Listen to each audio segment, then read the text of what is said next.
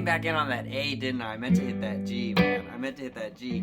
This looper, I love the looper. It's just on the HX Stomp XL, but you gotta double click it so quick to stop it. We messed up a little bit there. But YouTube, what's up, you guys? No cuts.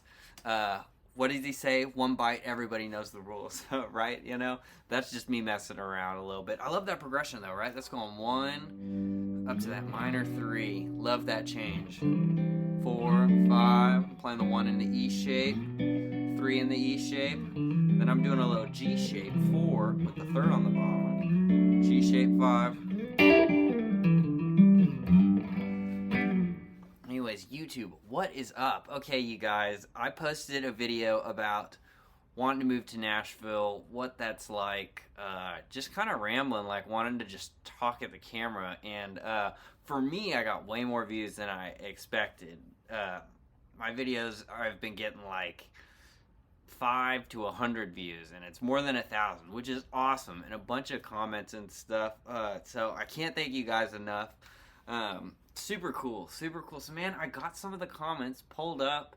I just wanted to do a little video where I'm going to talk about some of the comments, try and answer some stuff, you know, take some heat if there's some heat coming my way, I think, you know. But dude, I love it. And to the new subscribers, thank you guys. I promise there'll be some teaching videos too and stuff. I'm really passionate about, like, what I was just talking about, the cage system stuff, right, of thinking of your chords that way. Some people in this video asked about some chicken picking stuff, you know. I could totally do some videos on how to, I'm not a great chicken picker, but good enough to, you know, get that.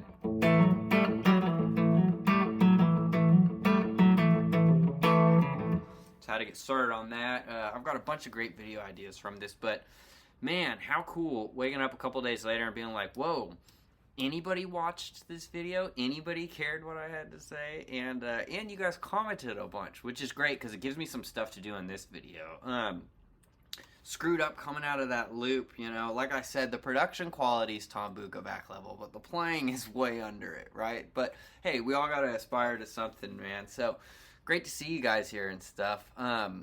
And I'm just going to hop right into it. I was talking last time about moving to Nashville as a guitar player, maybe what can you expect, some things to think about, setting realistic, good expectations for yourself, being prepared to come down here and everybody's better than you, which that doesn't really go away. But, and you guys wrote in a bunch of, like, great comments and stuff, so figured I'd do kind of a casual little video, talking at the camera, answer some of those comments that I got pulled up and just try and start some more dialogue with you guys, see what you guys think and stuff. I'm playing through the same rig today. I really wanted to play a different guitar, but I've had this guitar in my hands. I've just been loving it. So we got the G&L Telly here again. This is an ASAC Classic from 2002. It's an American-made guitar, and these things are awesome. If you've never checked out a G&L, man, check them out. They're cool. They're different. I'm playing through this HDRX 20 through the Sir Bella Reverb cab. 1x12, no audio but the iPhone. I mean, we're out here, man. So I'm gonna scroll through some of these comments and stuff, and just kind of like talk about it, and see what you guys had to say about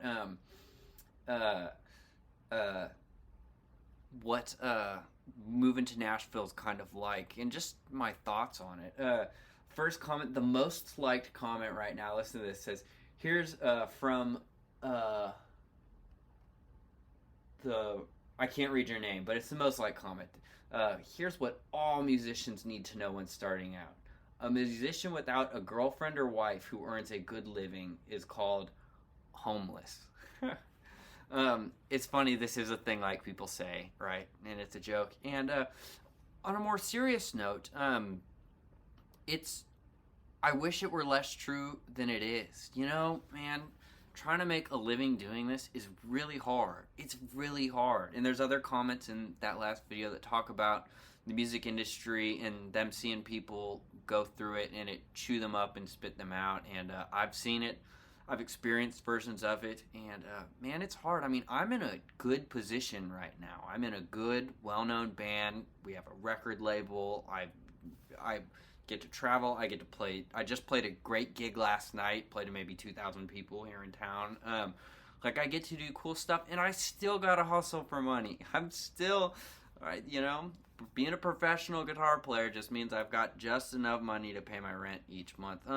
But I want you guys to keep that in mind. I don't want that to discourage you, like you can't do this, but you're right. It's really freaking hard. It's really hard to do this. And even when it seems like you're making it, you know, you've got to be intensely lucky to be able to do one thing and only that thing ever and make a sustainable living, let alone a really good living. You know, the musicians you see and think of that are making that crazy money is Morgan Wallen or Taylor Swift or insert any name, right? Like the people at the very top, but that's, you know, 0.00000 whatever percent of people. So as a side person and stuff, you gotta hustle, you know.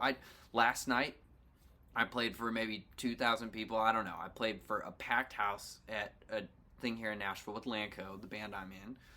And 3 nights before that, I was at a restaurant downtown playing for 50 people, sitting down at tables with an artist no one's heard of, you know? And I had fun at both of them. And, you know, that's part of, like, setting the expectations is you gotta love to do it if you're gonna do it. You gotta just love to do it. And I need money and need to pay rent, but I want to play no matter what. And I want to be able to make that work any way I can. And it's an important thing to keep in mind. So even though it's kind of a funny comment,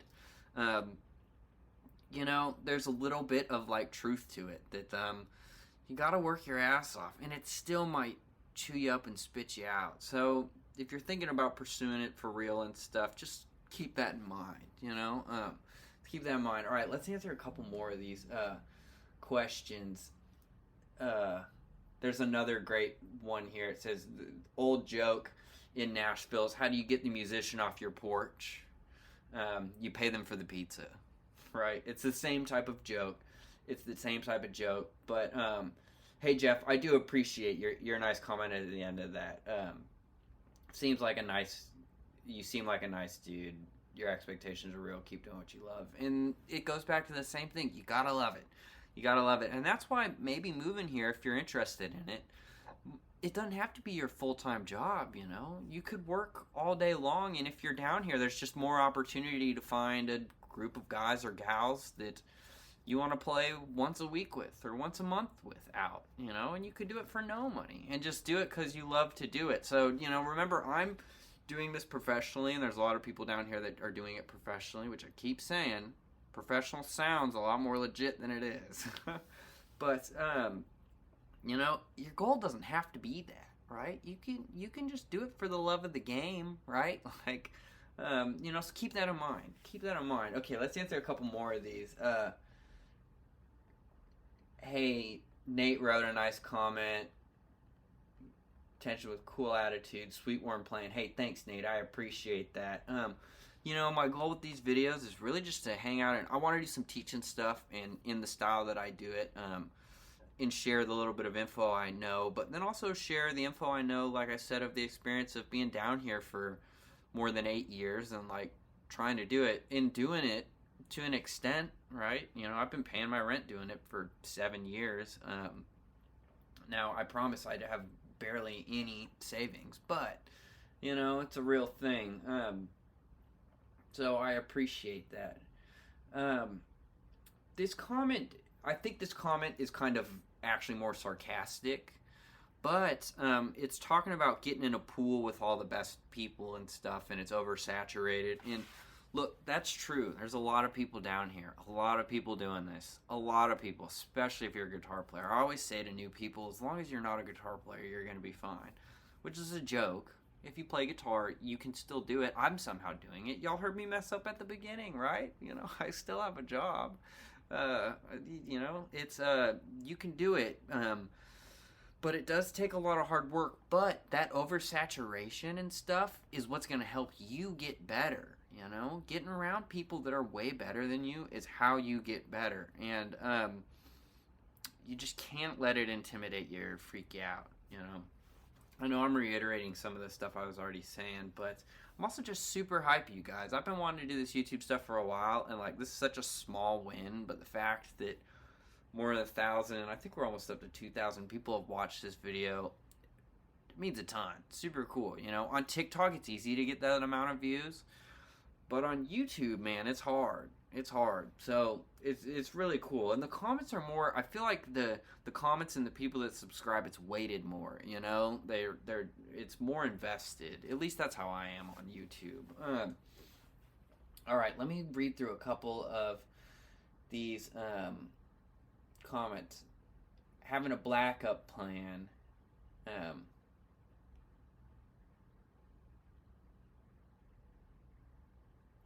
This is a great comment. One guy wrote a quote from, he said it was from a great saxophonist once told him. It says, "It's okay to make money with your music, but whatever you do, don't make your music for money."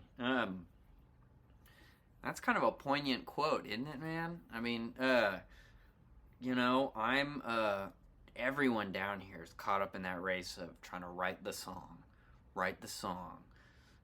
get on the gig, you know, and it's really hard when you're doing this and trying to make a living to not get in that headspace from time to time, you know, and it's hard to do. But that also goes back to, you know, you're almost luckier if you have a job that you like and you just want to play for fun once a month, because you can do that here in Nashville, and you don't have to get then caught up on, I need to write the next song, or I need to, you know, because that's a real thing. And if your whole career is based off of that and stuff, it does come down to being like, okay, you know, we got to stay relevant. How do we make this happen? So, yeah, a good quote to think about. Enjoyed your video. I'm just scrolling through these, you guys. Same type of thing.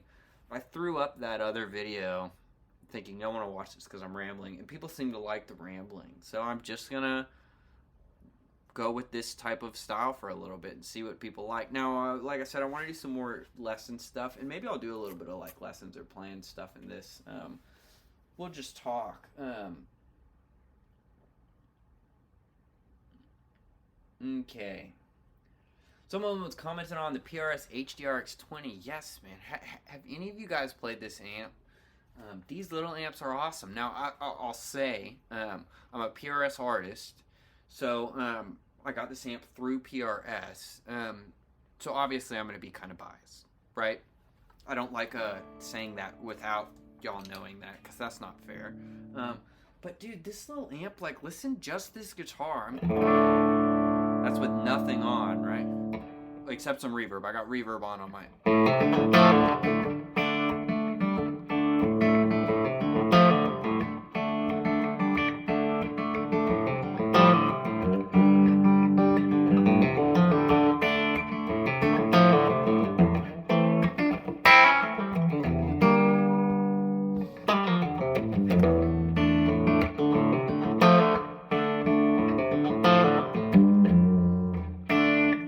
It's got just a little bit of bite. Like, I'm so used to playing Fender style. You can kind of see the Cerbella reverb back here. It's a very Fender style amp.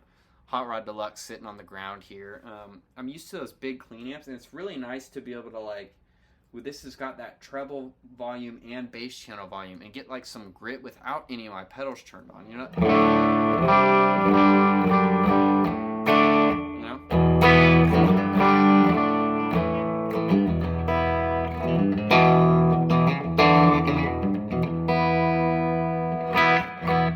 Sounds really good, man. I really like that amp. Anyways, have any of you guys played this amp? They're not that expensive, too. I mean, when I say not that expensive, I think they're maybe like $700 for the head. But sadly, in today's world, for music gear, you know, that's not crazy expensive.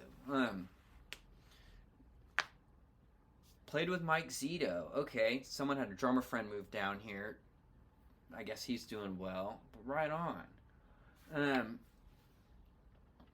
Let's see. Nice video, man. Love the drop D. Sounds great. Hope you make it, kid. Thanks, man. A question: what's the single most important guitar skill if you're new and trying to get into gigs? Okay, Bob. Hey, thanks for the nice comment, Bob. And this is a great question. What's the single most important thing if you're coming to Nashville and you want to start trying to get into gigs that you need to know? there's a bunch of stuff, but I would say it's a basic working knowledge of the number system, the Nashville Number System. That's probably number one on the list. It's pretty easy to learn. So real quick, I'll make another video that's like dedicated to this. I'll try and put it in the title too, so people can know, because it's so much rambling in this video. But let me walk you through it a little real quick while we're sitting here. Okay, the most important thing is just a basic, at least, understanding of the number system. Now, the number system is just what we use to call out chords that are going to happen. In some situations where you'll find this useful is if someone gives you songs to learn and they give you a chart, or for making your own charts. But if you get a chart here in Nashville, it's not going to say like E, A, B. It's going to say 1, 4, 5. So knowing what that is really important. And that's like step one of like, if you want to play some gigs, you got to know that. So what does that mean? Okay, in the key of E, hear how many? Right? So 1, 4, 5. Let's talk about it and what does it mean. So those numbers come from the major scale, and they're each interval in the major scale. So if we play E major, and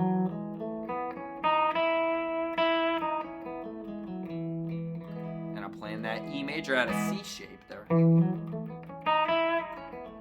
So let's count it. We go 1, 2, 3, 4, 5, 6, 7, 1, right? So when it says 1, 4, 5, how do we figure out what the 1 is? Well, the 1's our first home base. The 1 is the key you're in. So if it's in E, the 1 is going to be E. It's the note you start on. Now let's say they say we want to go to the 4 chord.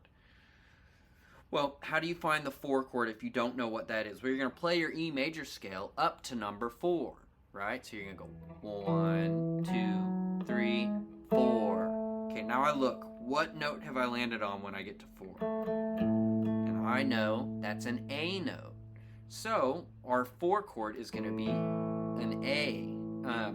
Now there's also part of this that you need to know. It's so that, well, here, let me keep going on the path I'm going. So to find the number, right, what chord it is, 1, 2, 3, 4, you just count up. So we found 4 is A. Now if we're going to 5, 1, 4, 5, we're going to go 1, 2, 3, 4, 5. What note is that? I know that's a B note. So our progression is E, A, B, right? Now, the other important thing to learn with this is what the major scale is harmonized. And it's just a pattern you've got to remember. And it's like the diatonic qualities of each of those chord, or each of those scale intervals, right? So each of those have a major or minor quality. One of them's half diminished. But you got to just commit this to memory. So I'll walk through it real quick, and then just know you've got to just learn this. This you just have to memorize, which isn't that hard. So 1 is major, 2 is minor, 3 is minor, 4 is major, 5 is major, 6 is minor, I'm a little out of tune, 7 is half diminished, don't let that scare you, and back to 1. And we're pretty much going to not think about the 7 right now. I've never been on the bandstand in Nashville and someone call a natural 7 like that. So let's not worry about it. So, armed with that knowledge, if someone says 1, 4, 5, we found out that the sequence goes major, minor, minor, major. So 1, 2, 3, 4, we land on major, and we found out from playing our major scale 1, 2, 3, 4 that the A is major, so it's going to be major, and then major again for 5. So we found out our 5 is major. So if someone on the bandstand, song gets requested, you've never heard of it, they say it's a 1, 4, 5 in E, it's kind of a chicken picking groovy blues thing, just follow along. That's a real statement that you might be up on a cover set where you've learned a bunch of songs. The singer decides to take a request, you've never heard this song, the band. Someone in the band that does know the song, you say, hey, what's the progression real quick? It's like 1, 4, 5, it's a chicken picking kind of thing, just follow along. That's a very real example of something you might hear across the stage, and then the drummer goes 1, 2, 1, 2.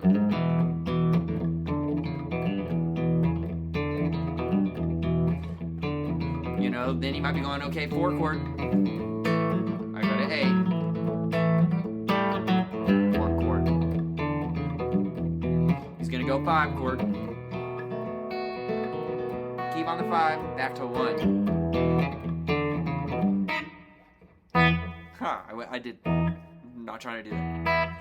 You know, so that basic working knowledge of the 1-4-5, right? And that's a good place to start. It's just 1-4-5. Work on it in different keys. Try and do that in G. Try and practice in E, in D, in A.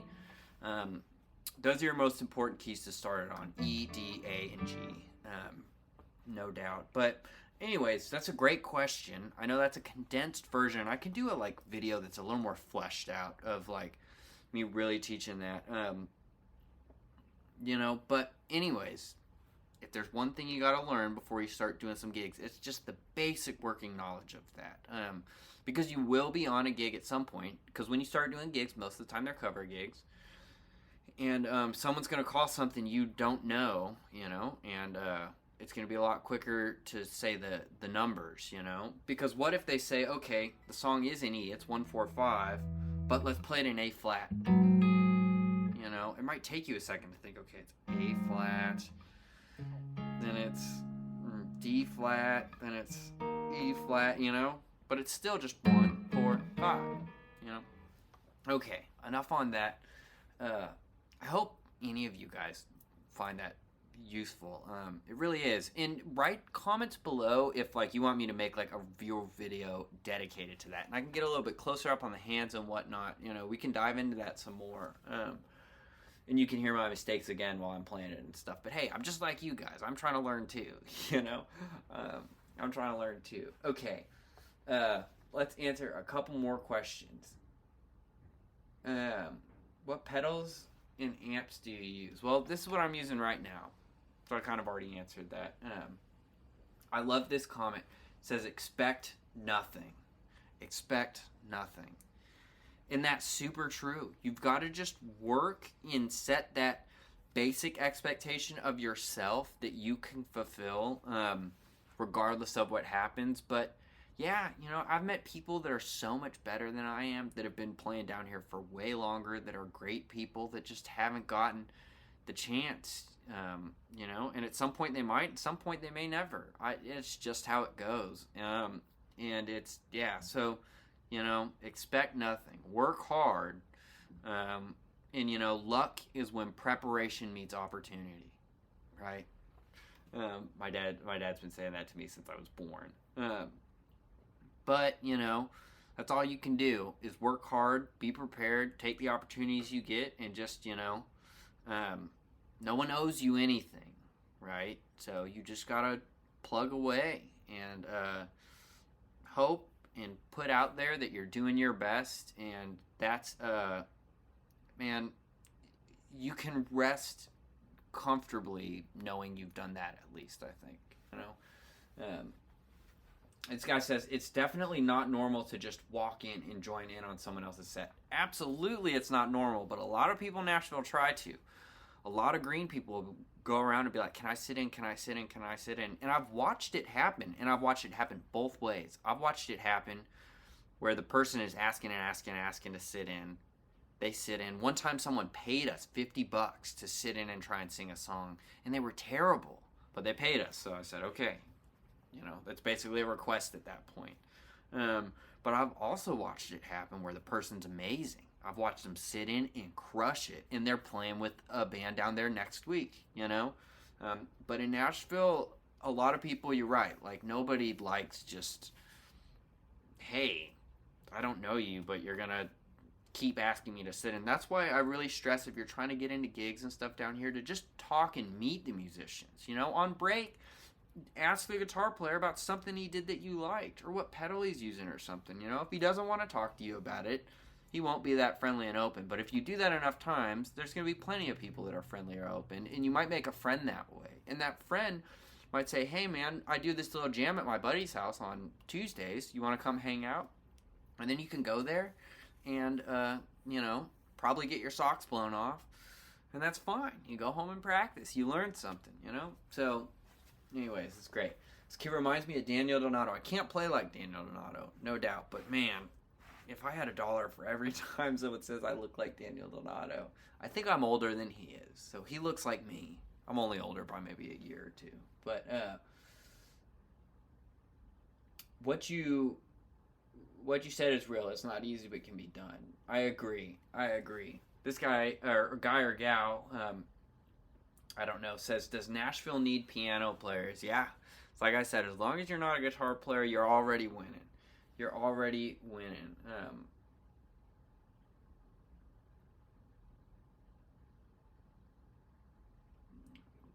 We promote what we want by our rules, no matter. Let me read through. This is a long comment. By very few. Okay, I'm trying to read this comment to decide if I.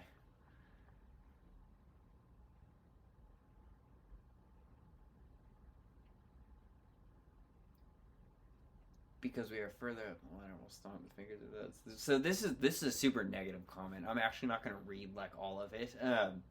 But what they're basically saying is that the sound is all starting to sound the same. Very few people at the top control what you're hearing on the radio and stuff. And this is what I'll say. Yeah, there's some truth to that, right? What works is what stuff people are familiar with. You know, stuff people are familiar with. If I came out and tried to write a country song that was going,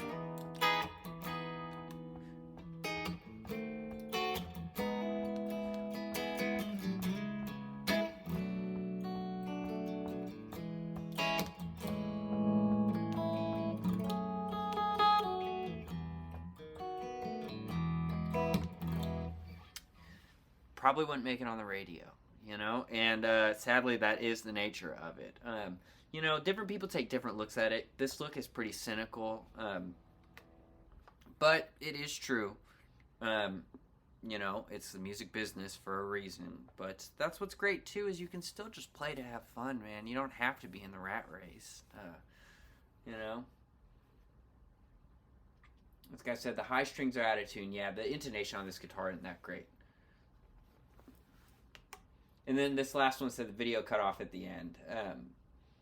And yeah, it did. I'm going to do a little bit better job trying to, what's it called? Edit this one, just the beginning and the ending. Like a little bit better where they're not,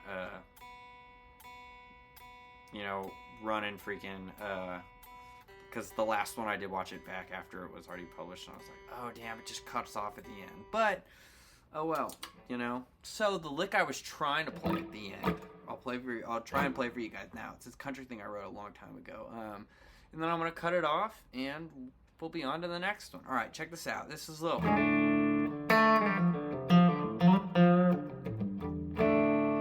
right, so this is a riff I wrote a while ago. Let's see if I can play it. I might screw this up, but that's part of it. See already, okay.